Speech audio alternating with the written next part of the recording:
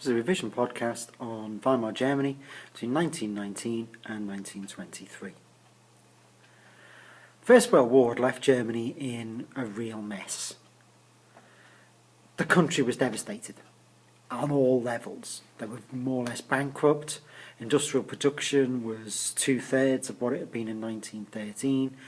600,000 war widows, over 2 million children without their fathers, and all of these people claiming war pensions in a country that had stopped working. Most of their industry had been destroyed by war. Their national income was 1/3 of what it had been in 1913. Politically, it was also all over the place. A revolution had deposed Kaiser Wilhelm II and forced him to abdicate and flee the country. But many Germans were unsure about who was now in charge and how do they run a country without a Kaiser. This is a country that's had no real tradition or history or training in how to be a democracy. But Britain, France and America were insisting it had to be a democracy. In the first round of elections for a president, the German people had chosen Friedrich Ebert. He was a left-wing politician, but he faced an almost impossible task. The country was deeply divided. Right-wingers dominated some of the most important institutions in Germany: the army, the legal system, the civil service, and most of the big industries. These are dominated by people that actually want to go back to an autocratic style of government. Many of them wanted the Kaiser back. On the other hand, communism has become very popular across the country, and left-wing communist groups are pushing for a full-out people's revolution, very similar to the one that had just happened in Russia. Ebert's new government is known as the Weimar Republic. It's named that because they met in the small town of Weimar. They couldn't meet in Berlin, the capital city. It was too dangerous. There were too many groups fighting on the streets. Between 1919 and 1923, Ebert's government faced a number of problems. More problems and bigger problems than I think any other government has had to face in such a short period of time. The fact that they survived them at all is nothing short of a miracle. The first problem they had to face is the Spartacist rebellion. The Spartacists were a group of left-wing communists led by Karl Liebknecht and Rosa Luxemburg. Liebknecht and Luxemburg had been to Russia. They'd worked with Bolsheviks like Lenin, and they wanted Germany to be run by groups of workers' councils or Soviets. In January 1919, they were joined by ex-soldiers and sailors, and they set up Soviets in many towns and launched their own rebellion in Berlin. They were opposed by some groups of former army officers who had set up their own armed groups called the Freikorps. Across Berlin there was bitter street fighting and violence on both sides, and murders and killings happening daily. Ebert struggled to find a way to solve the problem. He decided to make a deal with the Freikorps. He used them to defeat the Spartacists. Liebknecht and Luxemburg were killed and murdered in the streets, and the Spartacist uprising failed quickly. There was another uprising in February 1919, when communists seized power in the southern state of Bavaria and declared it to be a Soviet republic. Ebert did exactly the same as he'd done in Berlin. He sent the Freikorps in to put down a revolt, which they did very successfully and with great violence, killing 600 communists. Ebert had put down the communist revolt, but the cost he'd paid for it, the price he'd paid for it, was encouraging the Freikorps, who now believed that they were the real power and the real force in Germany, and that they could pretty much do what they wanted. One problem that Ebert had to deal with immediately was not of his making. He was forced to sign the Treaty of Versailles. That treaty had been very harsh on Germany. They hadn't been allowed to be involved in the Paris Peace Conference.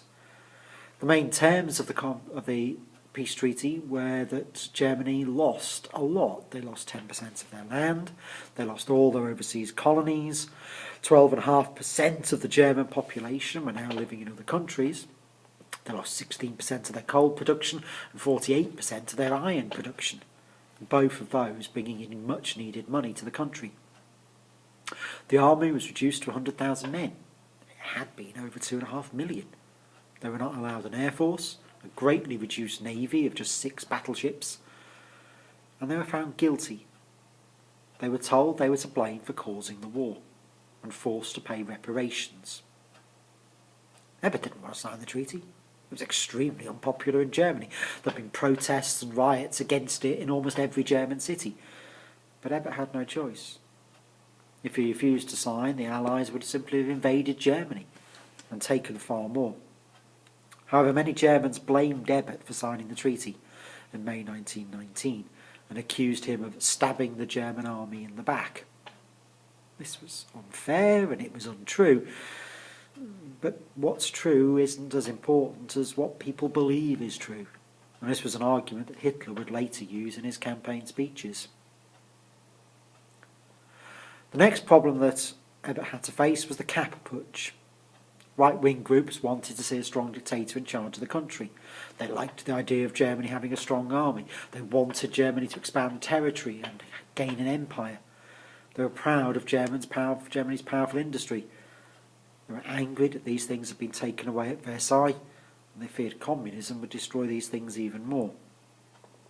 In March 1920, Dr. Wolfgang Kapp led 5,000 Freikorps soldiers into Berlin to launch what became known as the Kapp Putsch. Putsch is the German word for rebellion.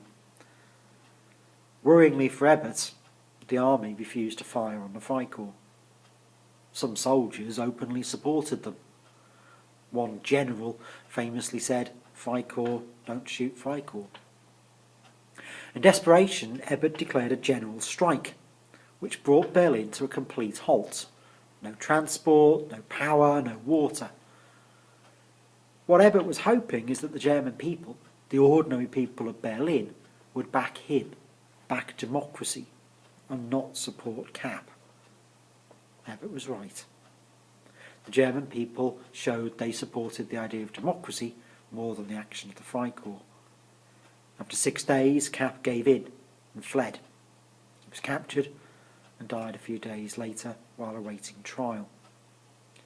The Kapp Putsch was the end of the Freikorps, but many of its members, including people like Ernst Röhm, joined other right-wing groups.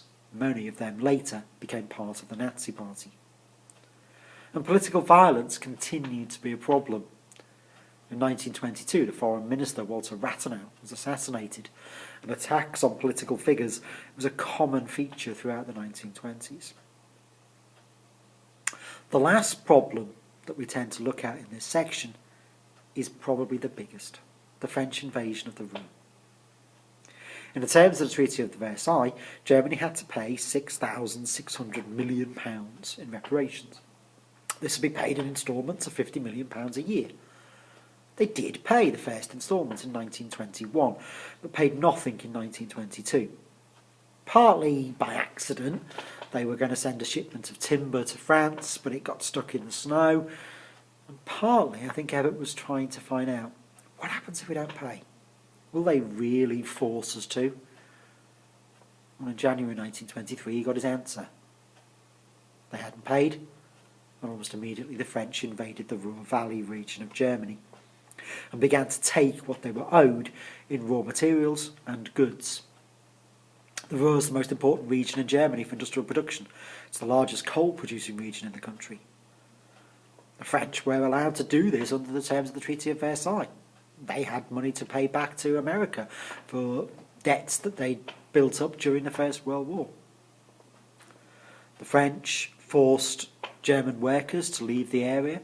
They brought in their own workers themselves. Ebert used what had worked before. A strike had stopped the Kapp Putsch. Maybe it would work here. So he declared a general strike in the region.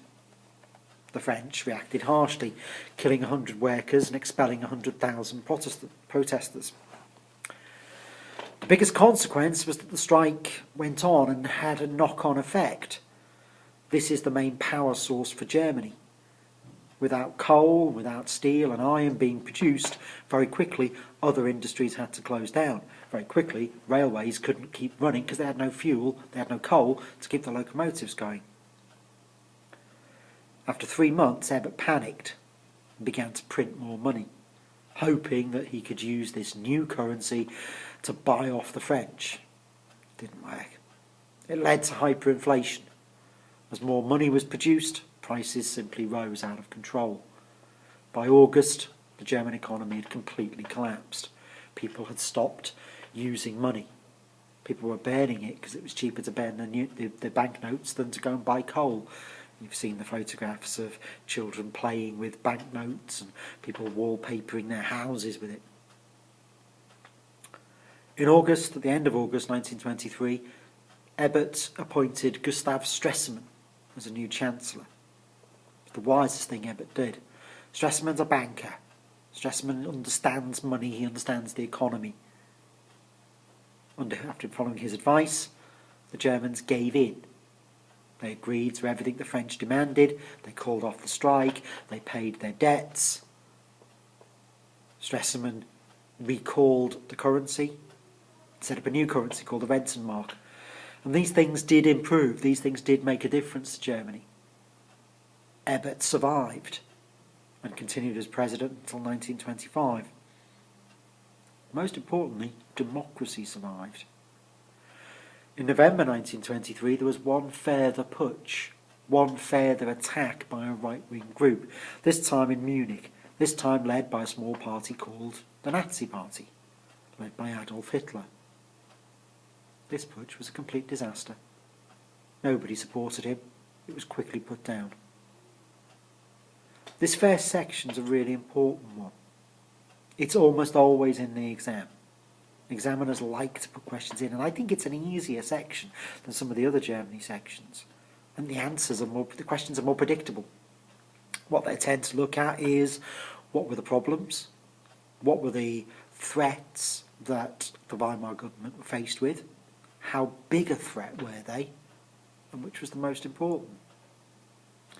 Of all the threats that they faced, each one has its serious nature, has its serious side to it. Spartacist is a threat because it was the first one they had to face. The Cat Putsch is a threat because it proved that the army were not supporting Ebert. French invasion of the Ruhr is probably the biggest threat, though. That's the one that almost brings the country to its knees. Thank you very much for watching. I hope you found this one useful.